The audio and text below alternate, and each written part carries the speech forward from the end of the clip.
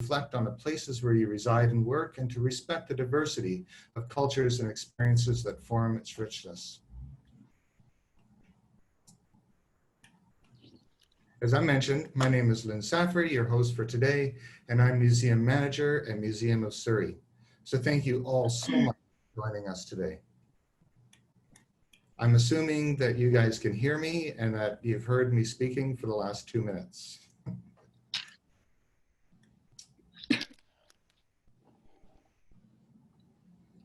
So let's start with some housekeeping.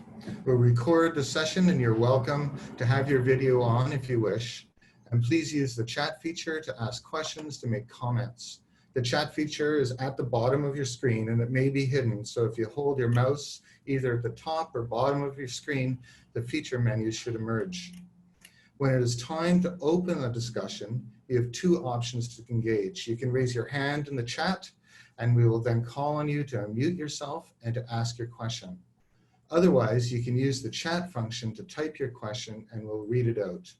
Until then, we ask everyone to stay muted to avoid any audio disruptions. Note also that along the top, there's a live transcription available. And if you click on that, the live on otter.ai live notes, in the top left corner of this window, a separate website will open in your browser. As with many things this year, as you know, this is a new service and we're testing it out. So we really appreciate any of your feedback. So I'm really excited about this session. And so without further ado, I'd like to hand this session over to my friend and colleague, a woman whom I deeply respect, Sharanjit Kaur Sandhra. Sharon will be facilitating and speaking in this session. Thank you so much and have a great session. Okay, great. Thank you, Lynn. I see people are still being entered into the room. Do you want me to wait a minute or should I start?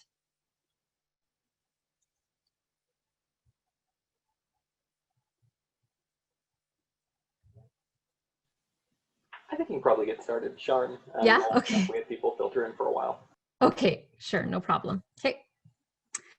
All right, here I go. Thank you, Lynn. Our panel today is titled Beyond the Black Squares, a meaningful conversation on museums and allyship. And yikes, have energies ever aligned for the 4 of us to be sitting here today to be discussing this? The greatest thing an organization, any organization, fears is public discourse on how it continues to maintain its white structures of supremacy. Not necessarily through outputs or programming, but through governance and power structures. Organizations that are led majority through structures of governance, power, voice, and opinion by white experiences are not ready for the conversation of challenge and power by Indigenous, Black, and voices of people of color. They're not ready, but we will make them ready. We will continue to push and push and push through public discourse. This is the same for the BC Museums Association. This is the same for the Canadian Museums Association that has up until this very day remained utterly silent and oh so utterly white about everything that has finally been shed light on under their watch. In my BCMA talk in June, I said that I have nothing to fear because I don't want to be hired by you. And that continues to be the single greatest asset I have in this discourse. My integrity is to myself and to my solidarity with my Indigenous sisters and brothers, my Black sisters and brothers, my people of color sisters and brothers, my Dalit sisters and brothers. I will not have loyalty to structures of colonialism and white supremacy and caste supremacy and those who uphold it. So to address the elephant in the room, I'd like to say this about the BCMA's recent statement on anti-racism and its apology to me. I do not accept the public apology that was given to me by the BCMA. Not yet, anyway. Even though the ED had been fully supportive throughout my original crafting of a response to the Globe and Mail article based on the incredible bravery of Lucy Bell, I don't believe the organization is ready to confront others within its governance structures who uphold barriers to meaningful change. Swift change. Yes, swift change. Time is a privilege for white people, is it not? We don't have the privilege of time. We want change now. We want accountability now.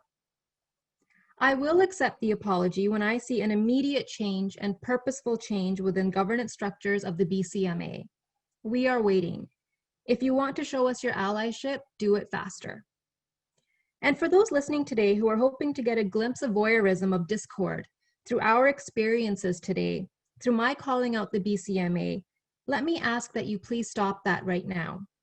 Because every single thing that we are talking about today is 100% happening in your organizations. So please remove the smug self-satisfaction of your own sanctity and own your own culpability in crafting the same toxic structures of colonialism and white supremacy in your museums, your communities, your art galleries, your archives, and so on. If you are silent as a white person, you are culpable.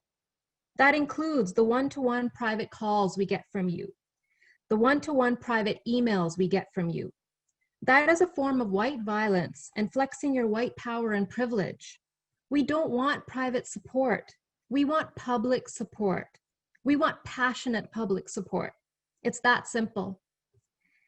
If Seth Cardinal Dodging Horse of the Tsuut'ina Nation can stand in front of a national news station and cut his hair, an act that is 6, we understand the incredibly powerful embodied act of doing so in protest of the opening of a road in Southwest Calgary. You all can learn to speak up instead of allowing us to resign and quit. Finally, although the BCMA was somehow not able to muster up the courage to say this, no matter how much I pushed, I will say this unequivocally and with every single conviction of my mind, heart, soul, and spirit. Lucy Bell, I believe you. Your supporters believe you. We believe that the RBCM is a racist organization and needs to change. Armando Perla, I believe you. I believe that the Canadian Museum of Human Rights is a racist organization and it needs to change, and your supporters believe you. The panel today will consist of me asking each of the panelists 2 questions, and through that, allow for conversation with and amongst each other. This is our space, our time to speak any truths that you want to speak. And I'm so honored to have each of the panelists here that we have today. I will introduce each briefly and then ask my first question. So first we have Lucy Bell, Ď'Aoivh, a Haida museologist from Haida Gwaii. She's worked in the heritage and language management field for over 20 years, including serving as the head of the Indigenous Collections and Repatriation Department at the Royal BC Museum. She and the Haida Repatriation Committee have traveled the globe to bring home over 500 of their ancestors' remains since 1996. She has witnessed great discrimination and racism in museums, but she has also witnessed great friendship and allyship. Lucy's currently in the PhD program at SFU. Armando Perla is an activist and independent curator based in Montreal, Canada. He is an international advisor on museums, human rights, and social inclusion for the city of Medellin in Colombia. He's been a part of the founding teams for the Canadian Museum for Human Rights in Winnipeg, Canada, and the Swedish Museum of Movements in Malmö, Sweden. He's currently doing a doctorate in art history and museology at the University of Montreal, where he's studying the impacts of institutional racism in the museum sector in Canada and the US. And finally, Denise Fong is a 1.5 generation Chinese Canadian with roots in Hong Kong, Toisan, China, New Zealand, and San Francisco. She's a PhD candidate at UBC with a special interest in public history, digital media, and Chinese Canadian history. She's recently curated 2 Chinese Canadian exhibits, Burnaby Village Museums across the Pacific, and the Museum of Vancouver's A Seat at the Table exhibition. So my first question for each of the panelists is this: what have been your experiences of allyship and or performative allyship in your museum careers? So what have been your experiences of allyship or performative allyship? And I'm going to hand it over to Lucy to start the conversation. Okay, Ḥ'awaas, Sharon, it's great to be here. Can everybody hear me? Yes. Okay. Ḳ'awaas Henodikian, Dio Hadagan, Itl Kunisi, Itl Hadas, Iskan Itl Kinge Koyas Di Koya Uslam. My name is Lucy Bell, and I'm so happy to be joining you from Haida Gwaii today. I need to acknowledge my Haida relatives who are in mourning today.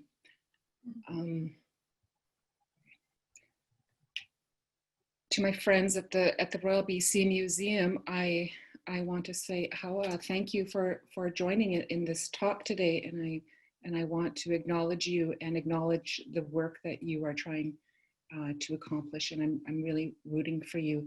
Diuk Ungadungung, I'm really hopeful. We need to speak our truth before we start talking about truth and reconciliation. We need to share our truths, and my colleagues at the museum, you've heard some of my truths, and I'm not here to continue to tell the same story over and over. I've been doing a lot of contemplating on this and witnessing such an incredible allyship in the last few months. I think racism in museum has been going on for an incredibly long time. There's over 12,000 Haida belongings, and at once there were 500 ancestral remains in museums around the world, and mostly taken in the 1800s when we were so vulnerable, when there was hardly any Haidas left, and when we couldn't even celebrate our potlatches.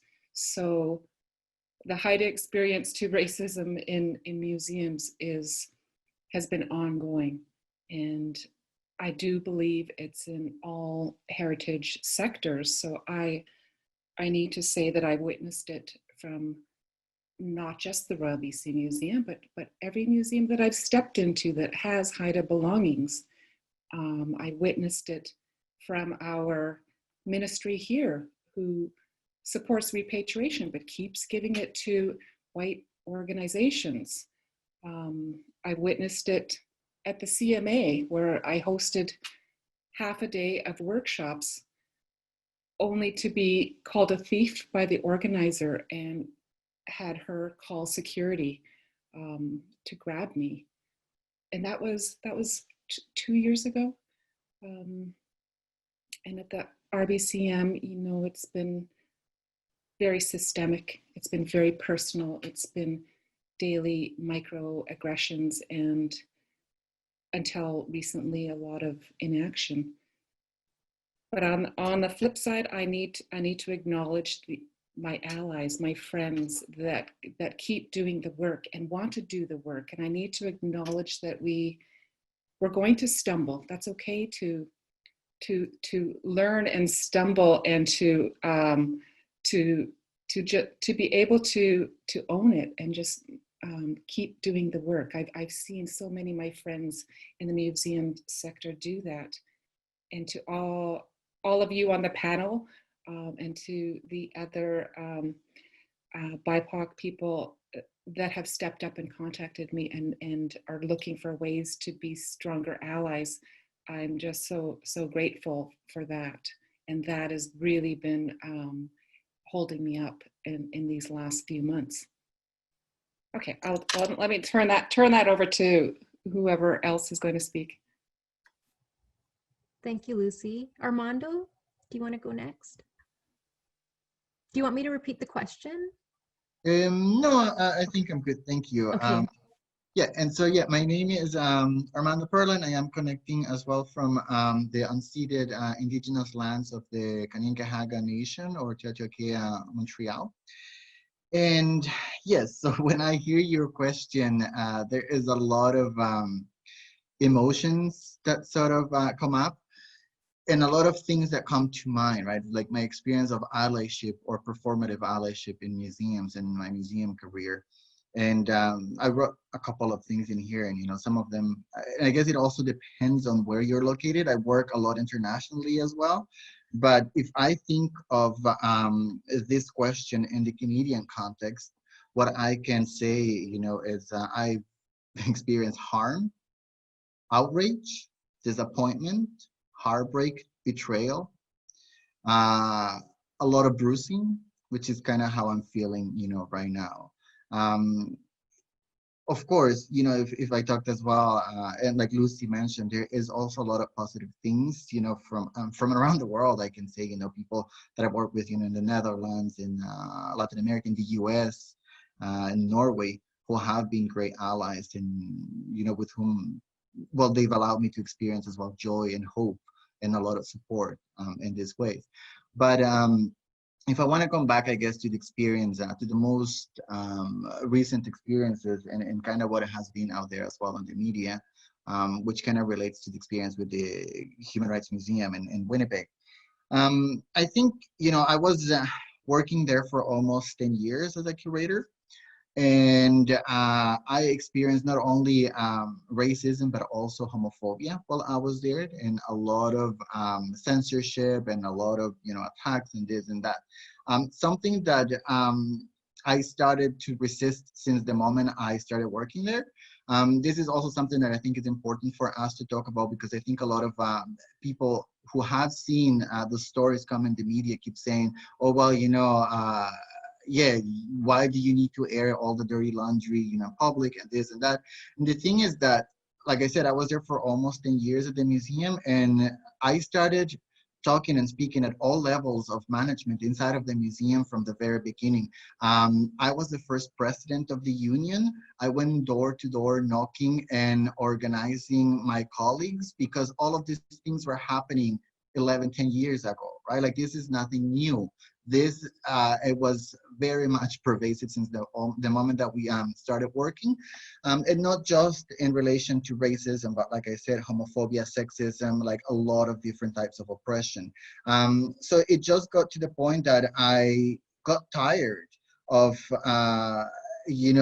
being in that environment, and I left the museum, not because I wanted to leave, because I loved doing the work that I was doing, working with all the different communities that I was working with, because that was the best part of the job, like being inspired and like learning so much from all of these amazing people who have been working in the field of human rights, right? Like, and like I said, I got to the point that I had to leave because I couldn't take it anymore. I was tired of every exhibition that I worked in that museum was a battle, like a battle against the museum. Like, none of the exhibitions that I developed with all the communities that I work with were ever because of the museum. They were in spite of the museum. So, and because, this is an institution that portrayed itself as an ally, right, for human rights, and for this, it's even the most ironic. So I left, like I said, I was given an opportunity to go to Sweden and to start another project over there to support the development of a vision for a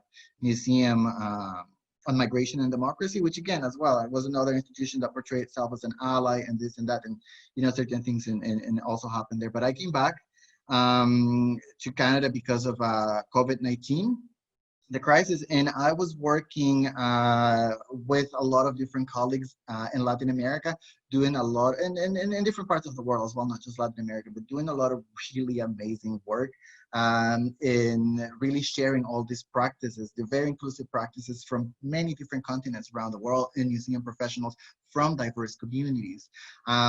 And I remember I was finishing one of those days where, I was like really pumped and really excited about all this, sharing and of knowledge and experiences.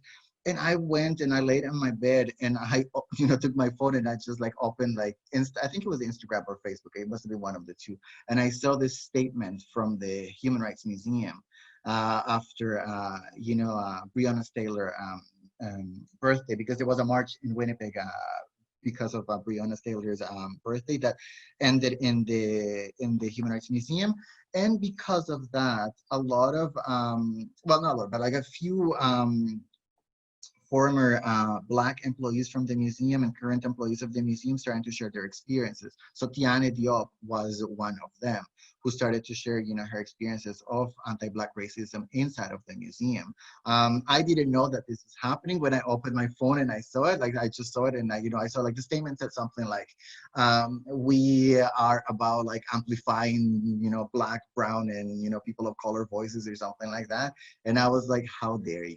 Like, how can you, even put something like that here?" Like after, like I said, like, I mean, I tried to speak and they did not amplify my voice at all. Like on the contrary, like I was, made a target of their violence and oppression there because of doing that. So I also decided to share a little bit of my experience, a little bit, because like I said, I have like almost a decade of all of this. So I did that online, and then, I started to see like more people and more people sharing. And then Tiane as well contacted me and she said, "Oh, you know what, would you mind?" I created, she said, this hashtag, the social media campaign about this hashtag Simachara Stop Lying. And why don't you, tag your experience with that, and then we can join forces. And kind of that's what we did. She started like, this whole idea of the campaign and joining forces. So from that, well, everything that went on the news, right? And I think we were one of the first ones to share our experiences in Canada. Since then, there has been 11 institutions that have been called out publicly and that have received media coverage or social media or that have been targeted by social media campaigns as well. In the US, there has been hundreds of museums that have been called out because of this. There's at least 27 individual museums that have been called out in specific media outlets. And then so many more through social media accounts, like Instagram accounts, like Change the Museum, Cancel Galleries, like all of this, right? So, I mean, this is something that has really like turned into something that is much bigger than us. And that is happening simultaneously in different parts of the country here in Canada, but also in different parts of the world. Like I said, US as well.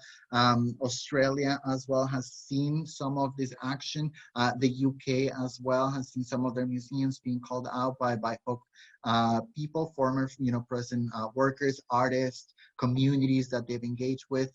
I also recently saw as well some similar actions taking place in Argentina, which is also a country in Latin America that is mainly white. So all of this, like I said, and it is kind of like that, like seeing this sort of like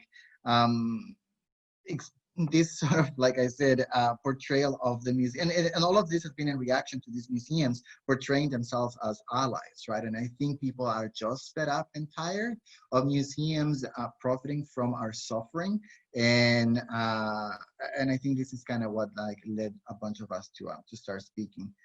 Yeah, I mean, there's more that I could talk about, but I just I do have follow-up questions, but maybe I'll let Denise speak, and then all three of us can chat, because I have a couple of questions, definitely. So Denise, can you share with us, please, what your experiences of allyship or performative allyship have been? Yeah, first of all, thank you for inviting me to be on this panel. I also want to thank Lucy and Armando for your openness in sharing about your personal experiences of trauma that you've endured, and trying to really uplift and protect many of the stories and belongings that hold meaning to your communities. I want to also acknowledge that I'm an immigrant settler. I'm calling in today from the city of Richmond, which is located on the traditional ancestral and unceded territory of the Hunkaminam-speaking Musqueam people. I acknowledge both my privilege of living on stolen land, and for many years as well, my ignorance of the oppression that generations of Indigenous peoples have experienced as a result of settler colonialism. So this opportunity to present on this panel has really gotten me to reflect a lot about the topic of allyship, also my positionality. I found inspiration in Algonquin Anishinaabe Kwe scholar Dr. Lynn Gale's piece, "A colonized ally meets a decolonized ally. This is what they learn." And point number 4 says, "A colonized ally wants knowledge now. A decolonized ally values their own relationship to the knowledge." And so as part of my current learning journey as a PhD student, I reflect upon my own relationship to knowledge, knowledge creation, but also the journey or the process and sometimes the emotional labor that is involved in pushing back against the colonial lens and lifting up IBPOC narratives in museum spaces. And I speak specifically to museums that present historical narratives on Canadian history, BC history, because that has been my experience in the museum world. I have experience working as a co-curator for 2 exhibitions. And I think in the last few years of this experience have developed a sort of love-hate relationship with temporary exhibitions. Temporary exhibitions are great because they generate a lot of excitement, and they often are the only window of opportunity for an IBPOC community to get full attention from the whole museum team, from all the way from curatorial, collections, fabrication, marketing, and programming. Everyone is working collectively and trying to make the exhibition come to fruition. And so within a short span of time, resources are fully dedicated towards research, community engagement, acquisitions, and outreach in order to create this body of knowledge for public education and dissemination. While it provides the much needed energy and support to lift up narratives of IBPOC communities, and it also helps address many knowledge gaps in community history. The short lifespan of these curation processes means that there often isn't enough time to tackle enough issues or some of the more difficult questions, such as how can we decenter whiteness in IBPOC heritage discourses? Because oftentimes what I've experienced is you go into a space and there really isn't actually a lot of research that's available in trying to represent, say, a local historical narrative about the presence of, say, Chinese Canadians in a city or in a province. And so there's a lot of foundational work that needs to be done. But because temporary exhibitions are meant to be short term and the time period that you're given is usually also very short, there often isn't enough time to go deep into a lot of the stories that have been underrepresented or forgotten. And so the other issue is that once the exhibition ends, the team moves on. And so IBPOC communities were a little bit further ahead than we were before, but there's still so much more work that needs to be done. And so in most cases as well, I also think about the kind of transition of the knowledge and the relationships, and how does that take place in terms of transitioning outside beyond the context of the temporary exhibition. And so what are those kinds of values that are in place that were needed in order to generate this initial kind of body of work? And also what happens beyond the transaction of creating this temporary exhibition? And so I also reflect upon a recent keynote presentation by Dr. Portia Moore in her presentation for the Death to Museums dialogue series. It's on YouTube. It's a wonderful group of museum professionals representing different BIPOC communities. And one of her calls to action is, it is time for us to, in this moment, be willing to let go of things that are no longer nourishing. And she argues for a deliberate rejection of returning to a new normal in the context of COVID-19, and to interrogate those structures and processes that were once normalized, but actually hurt the discipline. So for myself, I've only been working in the museum field for a few years, and my positionality has been sort of the outsider guest co-curator. So I don't have a lot of experiences being embedded within a lot of the institutional structures. But for me, I think being a true ally means that institutions honors the long journeys that it takes to get a story, a photo, or a piece of personal belonging to be end up going inside a museum exhibition. and ensuring that in some ways those energies, the emotions, the relationships can endure beyond the temporary gallery and live on to continue to shape the everyday practice within the institution. And I think one of the things that I've found very encouraging in my last few years of working in museum context is that there are a lot of different ways that colleagues in the museum world have been able to build in structures or processes that enable that. And I think there's a lot of potential in thinking about what are other things that institutions can do to build up these long-term sustainable relationships and processes, so that it isn't always a stop, start and go kind of process for communities where you build up momentum for one thing and then you stop and you pause until the next opportunity comes up. So what would that be for us working from the perspective of IBPOC communities?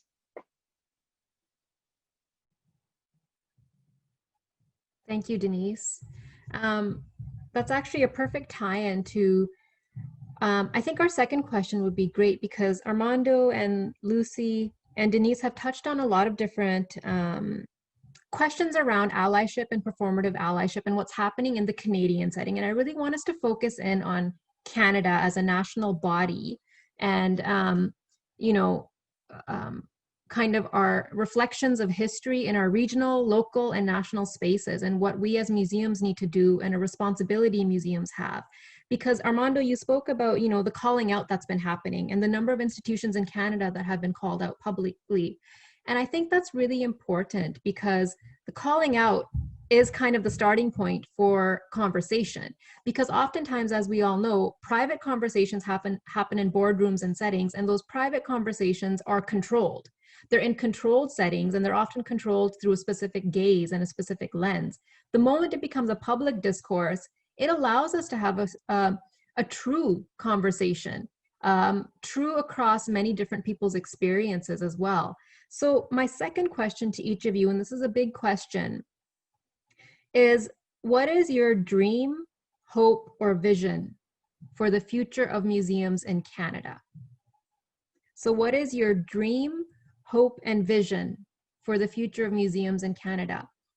It's a very big and loaded question, and I wanted to end off with this idea of hope and vision, because though we've all experienced, many of us, traumas and layered in different ways, I think we have to look at some sort of vision and dream, and we have to hope that those relationships you're talking about, Denise, are the core foundation of achieving a certain goal and vision. So Lucy, if I can start with you, please share what you think your dream and hopes and goals are. Oh, big question, Sharon. I came home after my experience at the RBCM, and I've been home on my own healing journey, and I kind of feel like I'm a wounded soldier coming back, and I'm very sad about that. I've been reading up about the trauma that I have felt, and I'm very sad that I had to learn about race-based traumatic stress injury, and it's almost like that was written about me. Just everything I've learned about it is so much my experience. When I've spent a lot of time walking on the inlet in front of my house, and that's where my mom used to go for her own healing. And as I'm walking the inlet and overthinking, I could hear my late mother's voice in my ear telling me to be still, telling me to be quiet, telling me to listen, telling me to go within. But that is my hope for all of you that work in museums. I hope my mom's voice can come to you too and tell you to be quiet, to be still, to listen, to do the work yourself. There's two words in Haida that have really guided my work in museums. Yakudang Iskan koyadam. That's respect and that's love. And I really think we're not going to get through this if we don't base our work in those two values. This isn't for me as an Indigenous person to fix. I don't know how to fix this. I can try to be a part of the fixing. So I would ask museums to stop asking the people of color how to fix this. I want everybody to go within it and do their internal work and to do the work that needs to happen. And it needs to happen on so many levels, changing policies, changing processes, adding more people of color to every level at the museum, from the boards and foundations to all of the staff and the advisory committees, and then not just having people of color doing the cleaning, doing the security work. You know, we can do better than that. I would love to have our managers in museums having specific cultural safety training to have the training to know when IBPOC people are not are struggling, and when we don't quite have the words or the courage to say, I feel like that's racism. It's been very hard for me to even acknowledge that myself, you know, all these years to really say those words of my colleagues is not easy. So I had a tough time acknowledging it myself and to verbalize it. So to have our people in power in these museums to understand and to take a closer look at what is going on within the museums is important. I would love to see our museums create army of anti-racists. We need boot camps to create these defenders. We need to create a safe place for everybody to use their voices to stand up and say, hey, that's not right. To be protectors for our visitors and for our colleagues. It's tiring. I am so tired. And you know, that the weight on our shoulders, fighting every day and questioning every day if something is not quite right. I would really love to see all of our colleagues feeling safe and feeling armed with the words, with the learning, to be able to stand up for zero tolerance of racism in museums. I would also like to mention that, you know, so many my colleagues have been thanking me that, you know, my farewell speech was a gift to them. That I didn't really think of it that way. But I'm asking you, if you want to give me a gift, use your voice. Don't be silent anymore, and keep not only demanding change, but being the change that you want. You know, we can all sit back and be critical of museum boards and executives, but we've all got to do the work too. I'll leave it there, Sharon. Thank you, Lucy. Armando, if you could have a dream, hope, and vision for the future of museums in Canada, what would that be? Well, it would have to be something completely different than what we have now, right? Because, I mean, we've seen that the system doesn't really work for us. I mean, I'm just thinking of, you know, there's very few studies on the diversity of the museum sector in Canada. I mean, there's one by Michael Miranda from 2017 that was published in Canadian Art, and that, you know, the numbers are really, well, it's 90%. What he found is that 90% of positions, leadership positions in museums, and the ones that he was studying, which were art museums only, 92% are held by white people. Only 4% are held by indigenous people and 4% by visible minorities. There was a recent study as well on the four largest art museums in Canada. So Vancouver Art Gallery, Montreal Museum of Fine Arts, AGO, and National Gallery of Canada. And that was done by Sean O'Neill. And the numbers were pretty much, I don't have the numbers, I can't remember them top of my head, but they were pretty much like the ones that Michael Miranda was saying. When I was a curator in a national museum in Canada, I was one of two curators from visible minorities from all of the curators in all national museums in Canada.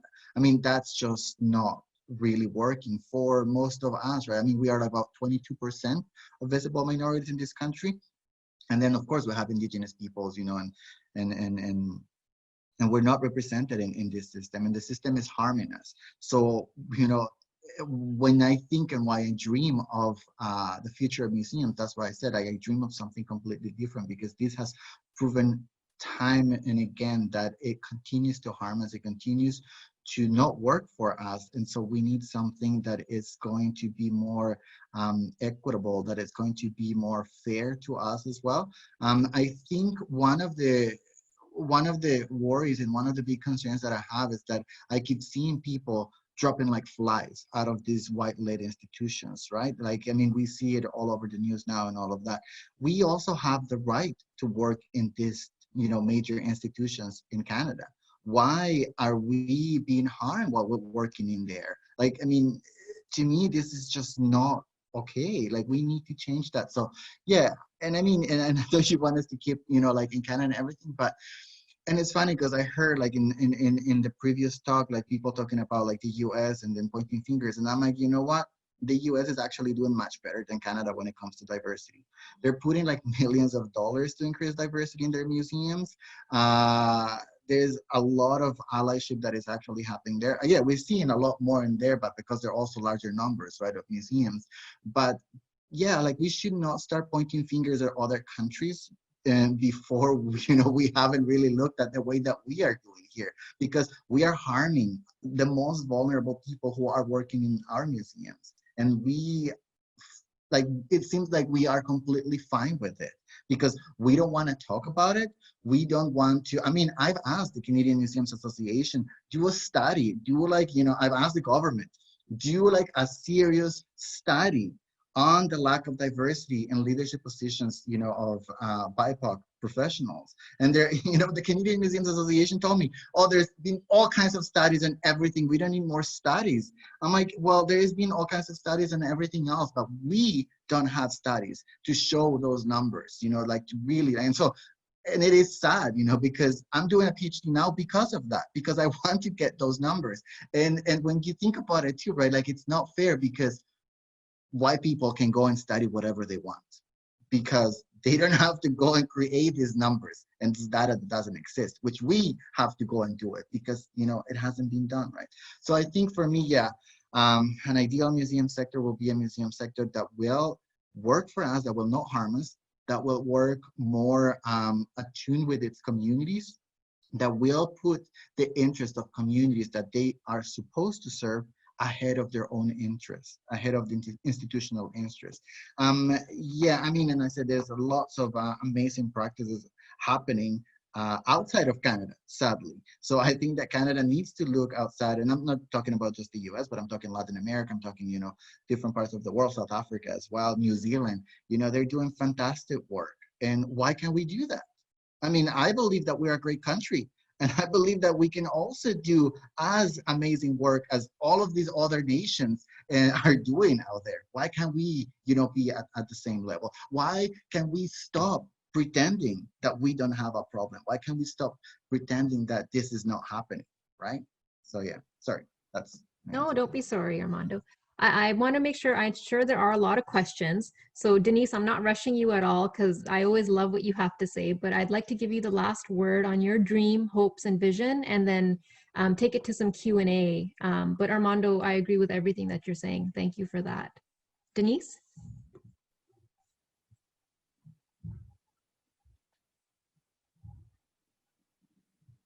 Well,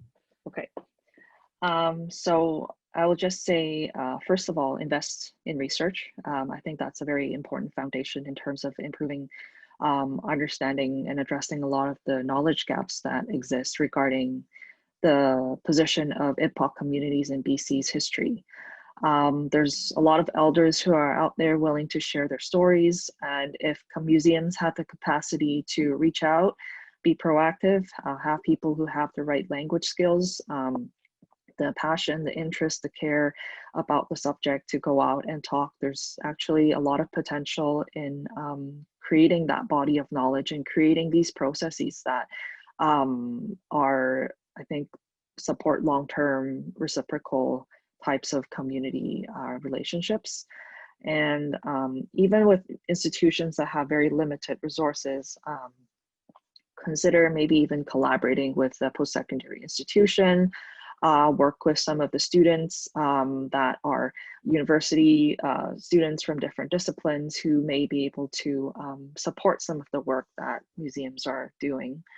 I'm also thinking about educational pathways. I remember a few years back when I attended my first BCMA conference in person, I walked into the banquet hall and it was the keynote, and then I looked around the sea of faces in the room. Lots of white people, mostly women, a few men, white men, and then I looked specifically to see what type of IBPOC representation there was in the association. And I think I counted probably less than 5. And so it really got me to think about, for aspiring museum professionals, what is this world that entering as well, for many people who were raised in racialized immigrant families. It's really hard for them sometimes to make career choices or educational choices in this field, because they often have a strong sense of intergenerational obligation to meet their parents' expectations. And so if they don't see a future for themselves in the museum field, then it's kind of a barrier for them to enter into the industry and really be able to create change and also, you know, improve their representation in the field. So I think in that sense, that's something that I would be really interested in, just kind of thinking about, you know, how are ways that things can change? Who are the professors that are teaching museum studies in universities? Is there enough IBPOC representation amongst them? How about people that we can, museum scholars from IBPOC backgrounds in Canada specifically? I know through some literature review, there's a lot of references in the United States, but in Canada, I'm not so sure what the percentage is. So again, just thinking about the voices that are needed in also the academic level in terms of how IBPOC museum scholars, like they're sharing their own perspectives and experiences of working in the field. And finally, I just want to think about as well, what metrics are institutions using to measure success, other than tracking attendance, number of objects they conserve a year, or number of website visits they get? Are there other ways for us to evaluate impact?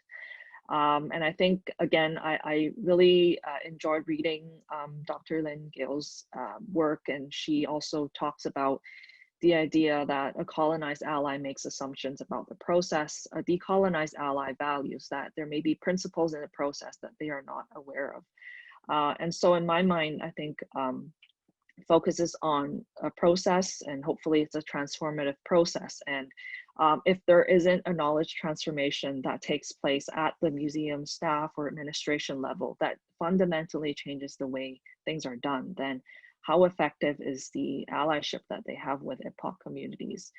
And so I just thinking about how to sort of wrap up my sharing. I went back to some of my readings that I did when I was writing my comprehensive exam paper. And I remember coming across the work of Black museum professional, Dr. Melanie Adams. And she raised some really wonderful questions that I think would be wonderful ways of framing how museums can continue their work in the future. The 3 questions that she raised include: 1, how do we create experiences that dismantle racism instead of putting it up for display? Second question, how do we encourage diverse narratives that benefit people of color without having to keep in mind the interests of white people? And the third question she poses is, how do we move away from narratives told through the eyes of the oppressor? So I think there's a lot of hope. There's hopefully the energy that is generated at this moment will create more actionable items, actionable processes in the coming days. Thank you. Denise, I'm sure people will want us to read the author you were saying. So it was Melanie Adams? Mm-hmm. Okay, Yeah, wonderful.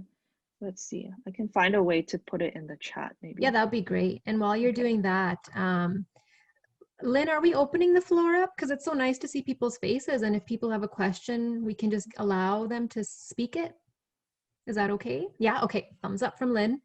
So if anybody has a question, please unmute yourself and feel free to ask any of the panelists, the amazing panelists, a question.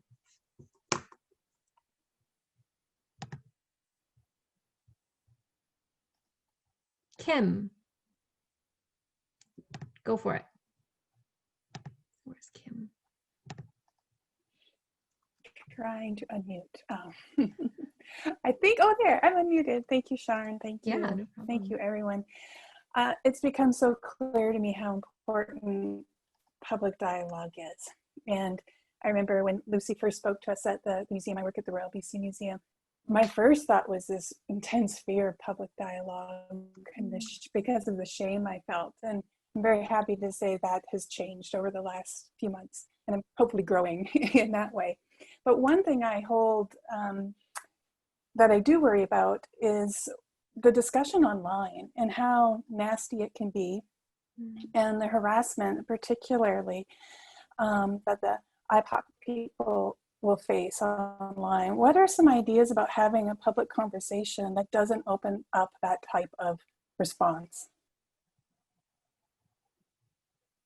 Do any of the panelists want to answer first? Armando, I'm sure you've experienced, I'm assuming.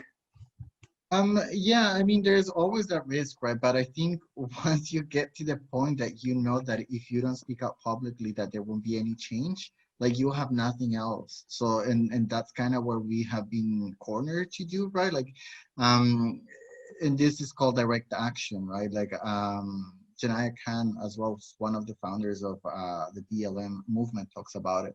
And she says this is exactly, it's a way to, you know, make people or people holding power to respond when all negotiations have previously failed, right? And like I said, I mean, what other option do we have?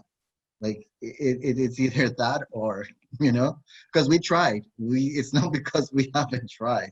It's so yes, there are risks, but we are taking those risks because we have been left with no choice.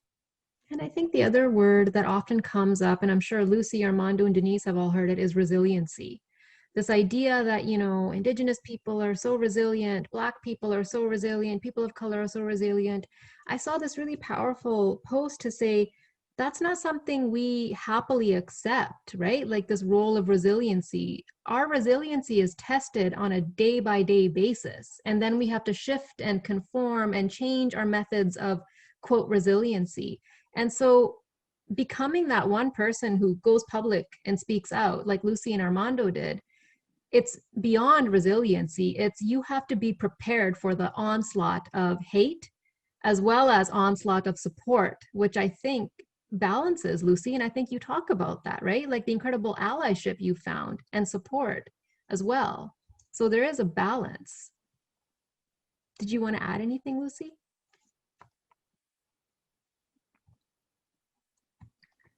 No, next question. Love her. Okay. Maybe Yeah. I can say something as well regarding that as well. And I think one of the things that has been extremely helpful has been the support of the other people who have been involved in the movement, in the campaign against the CMHR, for example. So having Tiana and Julie, who is an Indigenous woman, and Tiana being, you know, a Black woman, and all of us together sort of like looking out for each other and trying to, keep each other in that safe space has been extremely valuable. And I don't think that we would have been able to do everything that we've done without having that mutual support. There's a question in the chat box I can just read out. It says, since it was touched on, I'd like to hear more about how you think academia can support the kinds of decolonial and other anti-oppression changes to museums that is being called for. So how can academia support decolonization essentially in museums? Denise, maybe you want to answer that one?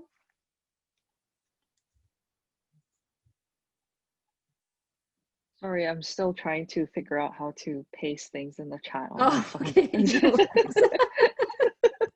Too many things going on. I think something that I came across when I was preparing for this presentation was actually a group, I think they were from University of Toronto, and they had shared as a, I think it was a student group, some of their own challenges and experiences working in, let's see, studying and just finding a place for themselves and looking for guidance on how to address some of the struggles that they face in terms of professional training and academic education. What I read in that interview was that, the program that they're in is predominantly white, and so oftentimes there's a really strong sense of isolation in their classes. And what they also mention is that they don't really know if there is enough there in the program that will prepare them for a career as a non-white person. And I wonder if this is also a combination of just who's on the teaching team, but also the types of readings that are assigned. I think it's wonderful that there is this now small group of students that have taken the initiative to create the student club. And I think just slowly being able to build that community, I think is important, first of all, at the student level. And then slowly building those connections. And actually really think about one point that you had mentioned before to me, Sharon, is that IBPOC museum professionals need to talk more to each other, and we actually do. And so that, I think, is also another way in which is helpful in terms of generating the support that is needed for the students who are in these programs and trying to look for mentors and people to look up to get advice. Thanks, Denise. I also have something to say about that. And I think, well, it's pretty much like museums. Just stop like co-opting the language of decolonization and, open up spaces as well for us and like share your power. Like, I mean, this is the other thing with academia. It's the same, right? Like you see all these white academics holding power, leading processes, like, and using us again as tokens, right? To like, yes, so you get your funding, you get your whatever, but we don't have a say on the way that things are led. And I'm very wary of all these projects too, and people know that because I've been burned so many times by not just museums but also academics doing the same type of thing. And I think, IBPOC, which is the group that Denise you were referring to, they're doing amazing work. They're fantastic, and they're calling out academia in the same way that we are calling out museums, because our problems will start as well there, right? So we need to see that. And I mean, something that I always looked at is, like also like influenced by the text of Sumaya Kasim, the museum will not be decolonized, right? I think it is the same, like it won't be decolonized. We can only aim to make it less harmful to people like us. And so the same with academia. Academia is not going to be decolonized. These museums and universities were created out of the colonial, project, right? To sort of like cement colonial thought and ways of thinking and doing. So let's just be realistic about that too, And I just think that when we are talking about decolonization and it continues to be white people talking about it, I just don't trust that. And I think we have to look at decolonization from a very critical eye as well, so it doesn't become just a buzzword. Thank you, Armando. I want to ask a question that's for Lucy. I know hopefully people can stick around. Lucy, the question is, can you speak to your experience and some of your colleagues in pay, grants, and work expectations when Indigenous Black people of color work with Western museums? So pay, grants, and work expectations.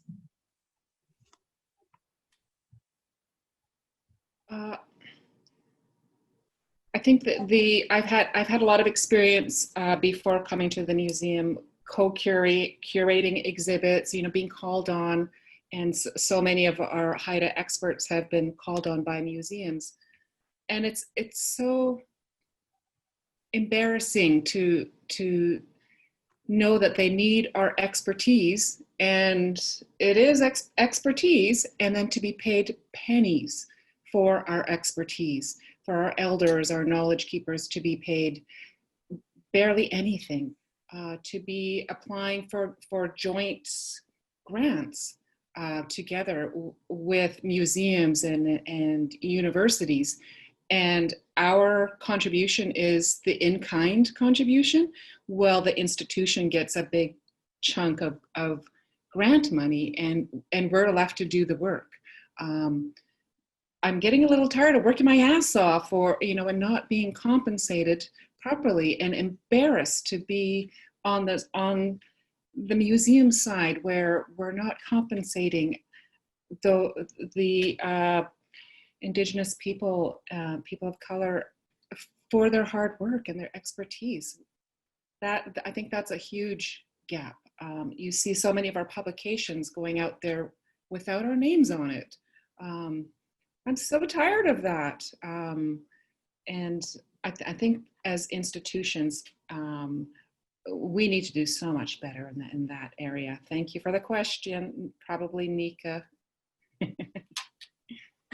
Can I just ask, are we okay for time, Lynn, Vanessa? The next session's at 1, because there's one question from Erica, I think, who wanted to ask a question. Speaking? Are we okay? Does anybody know? Ryan, maybe you know. It's at 1, okay, right? to do a couple more questions unless Vanessa jumps in and cuts me off. Okay. In that case, Erica, did you want to ask a question?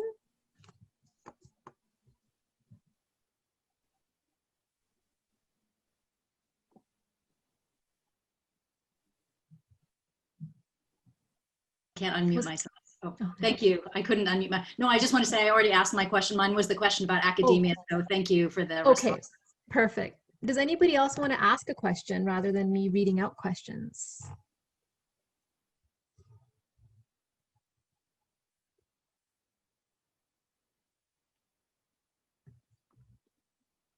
Come on, museum professionals not wanting to speak. That's just not possible. Not possible. No questions?